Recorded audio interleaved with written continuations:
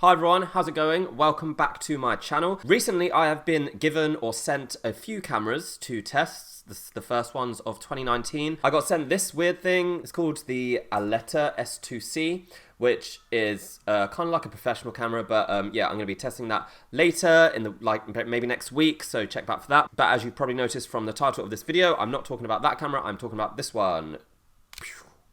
The Vuze XR, which is the new guy on the block. Well, I mean, actually, it's been out for a few months now. I mean, it's had some software updates since then. It's only a couple months old, so it's still the newest one. And I still can't get over how much I love doing this.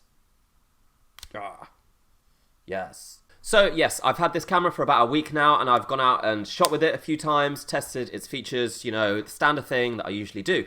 And I'm here now to tell you the results, tell you what it's like. So you know the drill, let's get started and we'll see how good the Vuze XR is. Okay, one more time. Yes. So the Vuze XR is a 180 and 360 camera. It can shoot 5.7K video in either 180 or 360. When it's in its 180 mode, which is that, it can also shoot in 3D, obviously because there's two lenses here. So 3D 180 or 2D 360, both in 5.7K. I know that's a lot of numbers, but basically what it means is that it shoots very high resolution video, among the highest of any 360 camera out right now, and it's the highest resolution 180 video that's out right now at this kind of price range. The other one is the Cam, which can also shoot 360 and 180 video, but it's only at 4K. So yeah, that's kind of what it is. But I'm going to talk about first the design of the camera very quickly because it is quite unique. Well, like I said, it's a dual 180 and 360 camera. So it can shoot 360 in this mode when it looks like this. The lens is pointing outwards and obviously shooting in 360. But when you press a button at the back here, it go on, yeah, there we go. Flips out to 180 mode, and yeah, that's what that looks like. That's how you shoot in 180. Apart from that, the kind of feel, the look of the camera is very good. It feels very sturdy, it feels expensive, it doesn't feel cheap. It's got good quality materials. I mean, it's plastic, but it's like very hard plastic. It feels, you know, like quite heavy, not uncomfortably heavy, but feels like there's something in there that's worth spending your money on. On the downside, it only has a couple of manual controls. It also has a shutter. It has a on button, Wi-Fi, and the button that flips out the thing like that. The reason I say that's a disadvantage is because there's no screen, so there is no way of controlling the camera fully unless you connect it to the app, which is fine. The app works fine, and I'll talk about that later. But I prefer cameras with a bit of a screen so you can do most of the stuff without connecting it. Another thing I like about the Vuze XR is that you can place it on a flat surface and just have it filming without any tripod or selfie stick necessary, because it's flat here at the bottom, so you can put it on a table and film like that. Okay, so all in all, design pretty good, just wish it had a screen. But on to more important things, let's talk about how good it is at shooting video, both in 360 and 180 mode. You may have probably seen some of the places I'm going to show you a shot before, because I tend to go to similar places. There's only so many places I can go with these things. But the places I choose are really designed to show off the 360 format, and yeah, that's why I choose them. So let's go, let's have a look at the video coming out of the Vuze XR, and I will say straight away that it looks really, really good. I went out and shot in daylight in kind of ideal conditions, outside, slightly overcast, bright, middle of the day, and the resulting video was really, really sharp. As you can see here in this video where I'm kind of surrounded by these skyscrapers, my favorite place in London, by the way. The quality is so sharp, the quality is so good. I've shot with many other cameras in this location, and I think the Vuze beats them all. Good dynamic range, deals with the bright lights very well, not too oversaturated, not too overexposed. The Vuze XR uses two Sony lenses. I mean, they are not the most complicated lenses in the world, but compared to many other 360 cameras, they seem to be fairly high quality, which is why it's capturing light quite accurately, it's capturing colors quite accurately, and all in all, the image is looking good. Now, obviously, I went out and shot in some other places. So I went to this church that's near where I live. I always like shooting in there because it looks really cool inside, and it's kind of a good example of indoors, but it's kind of well lit indoors, and the result is still pretty good for indoor video. 360 cameras in general struggle with indoors more than outdoors. It's just, you know, the lack of light, I guess. And it was definitely more dark in this video than it was in reality. But the quality is still there. It's really sharp. It's really dynamic. And yeah, it's more, the information is there and you can improve it with color correction later and adjust the lighting later. The Vuze XR shoots at a resolution of 5760 by 2880, which is 5.7K, like I said. And the bitrate is around about 85 megabits. That's what I've kind of averaged out as. It sometimes is a bit higher, a bit lower, but around about 85 megabits per second. Now, the high quality video is obviously awesome for viewing in 360s, very important, but also when you create these over capture videos from your 360s, then that is also important to have a high quality video so that resulting over capture video looks sharp enough, because it can look quite bad if you don't use a good camera to start off with. So I made some over capture with Vuze XR video using the Insta360 Studio, and this is what it looks like. I think it looks almost HD quality. It could almost have been shot with a phone, maybe phone from a couple of years ago, but it still looks fairly high definition. But that's just the 360 video. So what about the 180 video? The 180 video also looks amazing, as you would expect. In fact, it looks even better because those 5.7K's worth of pixels are compressed into 180 degrees when it's in this mode. So the difference is that it's significantly sharper, it's significantly higher. Well, it looks like it's a higher resolution, even though it's the same. So it will depend on the subject, on what you're shooting, on whether 180 video is the right choice for you. Sometimes it is, sometimes it isn't, but the fact that this camera has the choice to do both and both work really well and look really good is a very good sign, and it's one of the only cameras that can do that. Now, I've also tested both 360 and 180 video from the Vuze XR on my Oculus Go. I side-loaded the videos straight into the Go, and you can do that now at 5.7K resolution, so the maximum resolution in both 180 and 360. And yeah, I obviously viewed it, had a look. You can see what it looks like here on the Go. I mean, it's going to be basically look the same as what I've shown you before, but I can tell you that it's one of the best videos I've watched in terms of quality from any of the cameras I have on the go. If you wanted to shoot video for VR, then yeah, the Vuze XR is one of the best, especially in 180, because you have to remember that the 180 is also in 3D, which for viewing on a VR headset does make a difference. It does make things pop out, people, buildings and stuff. It makes it more immersive. So it does work well. I mean, it's not going to be as good as the 3D professional videos shot with cameras that cost thousands and thousands of dollars, but for a relatively cheap camera, the 3D effect does work. I can tell the difference.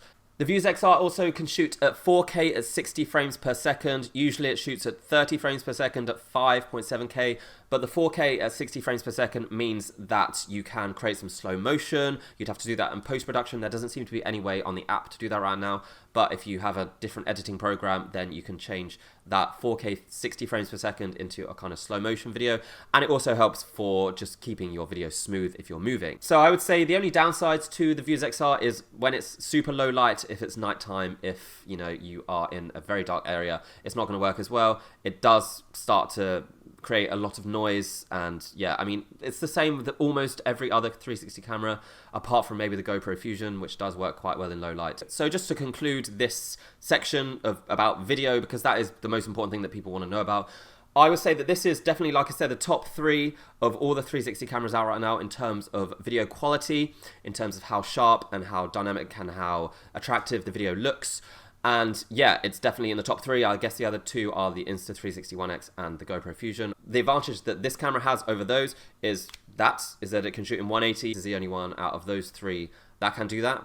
And yeah, overall, really impressed with the video. There are some things that could be improved, especially low lights, but yeah, can't complain otherwise. Very, very good. Now, another very important aspect of all 360 cameras, or most of them anyway, is how good are they when you are moving? Because a lot of people use these cameras for action, skiing, running, cycling, BMX, attach it to their car, whatever. 360 cameras are becoming a kind of good alternative to normal action cameras. So how good is the Vuze XR at stabilization?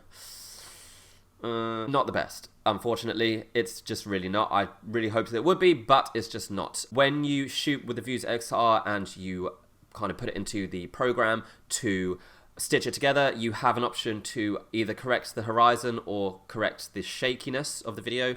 Unfortunately, you can't select both. You have to choose between the 2. So if you are moving and the horizon isn't level and it's shaking, you have to choose between which one you want to correct. I mean, I tested this camera moving, just walking, running, and even then it was struggled to properly get rid of the shakes, properly corrects the horizon. I will say that software updates in the past for other cameras have massively improved how the stabilization works and how effective it is. So that could be a possibility for this camera. And if they manage to do that, if Vuze manage to sort that out, then this will be possibly the best camera out. It's much more suited to still videos where you place it on a tripod and the action happens around you.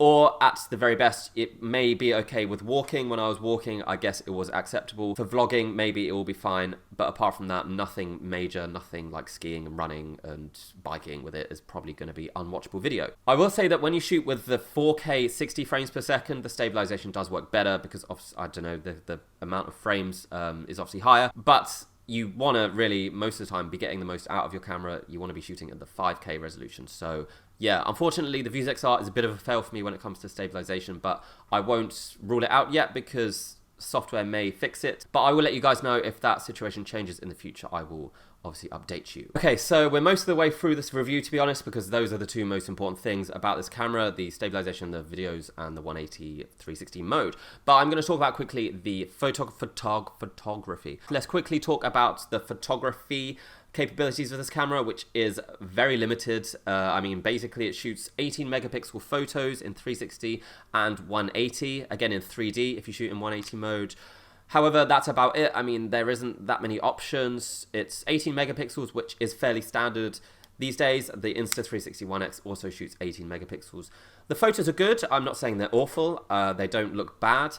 They're definitely more suited to creating, you know, tiny planets or for creating content for Facebook on a small screen, basically, if you're going to create content that's viewed on a phone. But there's nothing to shout home about. The photos look good, good color, good lights, the same as the video, but I'm not like blown away by it, and there's very little options for kind of, you know, adjusting them and manual control. But, you know, for the odd photo, it's good, it's fine. Now, onto software, which is a category where a lot of 360 cameras fail at the start, at the first hurdle, when they're first released. Usually the software is awful and you have to wait months and months and months for it to get better. Mercifully, this is not the case with the Vuze XR. I have tested the app, obviously, and it has some desktop software. And I'll talk about the app first. It's stable, it works pretty much every time I've used it. The only issue I've had is sometimes it takes a while to connect to the Wi-Fi. I will say the only thing about the app is that the functionality is quite limited. It doesn't have many manual controls. You can't manually adjust exposure, shutter speed, ISO, light balance, all that kind of stuff. You can't do that on the app or anywhere, obviously. And I hope that that is something that they add in the future again. To, you know, expand the functionality. But the important thing is that the app works and it's not buggy, it's not slow, it doesn't crash. The desktop software, on the other hand, is not basic. It's actually one of the best desktop software programs for a 360 camera that I've ever seen. It allows you to not only stitch your video, which is required, you have to use this program to stitch your high quality video, but it also allows you to color correct, it allows you to change exposure, it allows you to adjust the stitching line, all that kind of stuff straight from this free program, the Vuze VR Studio. This is also where you apply your stabilization. Like I said, it doesn't work too well, but at least it's better than nothing. You can change the starting position of your video, you can change the temperature, saturation, the levels. There's a lot of things you can do on this, which basically means you don't really need a program like Premiere Pro to color correct. If you want to do any adjustments, you can do it straight away and then stitch your video and it's done. Okay guys, we're at the end. That's it. I have done talking about this camera. I hope you have found it useful. Basically, let's just summarize what I think quickly. The Vuze XR is good. I like it. I like using it. I like especially like the dual 180 360 mode. Haven't played with 180 video very much, but I can definitely see the benefit of it. This is definitely best used at the moment for still video, regardless if it's 360 or 180, just because of that stabilization problem, which isn't quite there yet. If they manage to fix the stabilization and improve it with better software, then, you know, this will be hard to beat, to be honest. Perhaps not as good as the GoPro Fusion. I still think that that camera is the best for video overall, just because it's so, I guess they use very good lenses. But it's also a bit more expensive, I do believe, and yeah, you need 2 SD cards. It's a bit harder to work with, a lot of extra stuff you need to do, whereas this is very easy to use, very easy to work with, and the workflow is super simple. Now, the Vuze XR cost $439 or £399, which compared to other similar cameras is around about mid-range. It's slightly more expensive than the Insta360 One X, about $30 more expensive, and it's around about, I guess, $100 cheaper than the GoPro Fusion, which I think are its two main competitors. But you have to remember that this also has 180 mode, which neither of these cameras have. I will do some comparisons between all these cameras later on in the next few weeks. So between this and the GoPro Fusion and the One X, and also the Cam, which is the only other camera that can shoot 360 and 180 at this price range. But for now, this is still something to consider. If you like what you see in this video, then definitely check it out. Check out my review on my website. There's some specs and everything I said here is written down. So apart from that, I really like the GoPro. Nope. But apart from that, I really like the Vuze XR. Could do with some software updates to fix some things, but overall, it's a really, really good start. The video quality is among the best I've ever seen. And yeah, I'm looking forward to using it in the future. So check out my videos coming later. Apart from that, I hope you've enjoyed this video. See you around. Bye.